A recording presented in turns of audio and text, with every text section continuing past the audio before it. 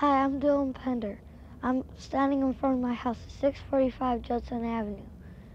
I'm going to give you a brief history of Evanston. 100 years ago, this house was a farmhouse, and the rest of the block was land, and this was the only house on the block. I'm on the 900 blocks of Judson Avenue, and 100 years ago, this land used to be all swamp. I'm in front of Alexis's and Andrew's house, and in the early days, this block was the last block before the lake. And over 100 years ago, people didn't want to live on this block because they thought that the lake air would make them sick, and they were very superstitious. Evanston used to be the city of millionaires in those days. I'm standing in front of 1028 Judson, and in 1871, this house was worth $20,000, and today it's probably worth around $1 million.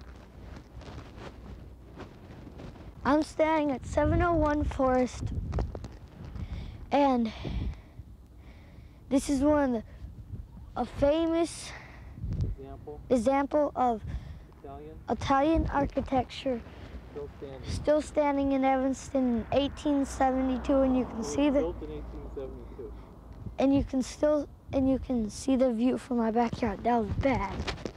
I'm at 701 Forest, and this is a Chinese architect.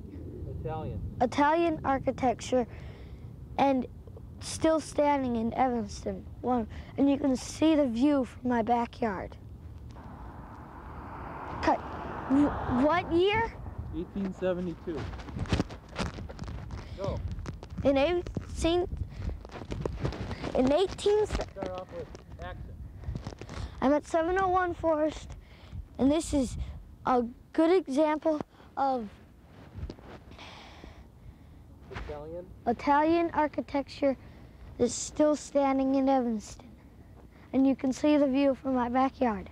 I'm standing at 701 Forest, and this is a good example of Italian architecture built in 1872 that is still standing in Evanston.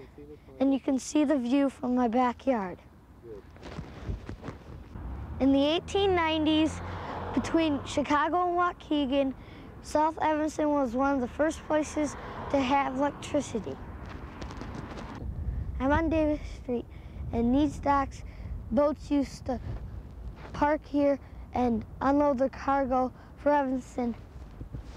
And on a good day, you can see at least 75 ships sailing in from Chicago. From here you can see Northwestern University, and in the early days they bought it on swampland because it was cheap. I'm at the head of Judson, and it was named after Philo T. Judson, and he worked at Northwestern University. He was an important man there.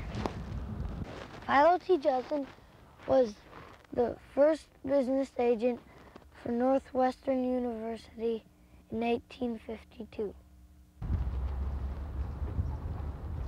I'm in the Fountain Square, and Philo T. Judson made the first store here.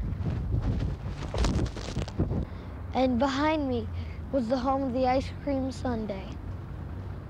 I'm standing at Robert Crown Park, and here it used to be a pond where kids would go fishing in the summer, and in the winter they would cut cubes out for themselves for the summer. And after that, they dumped all this trash there, and it became a dump. That's all, folks.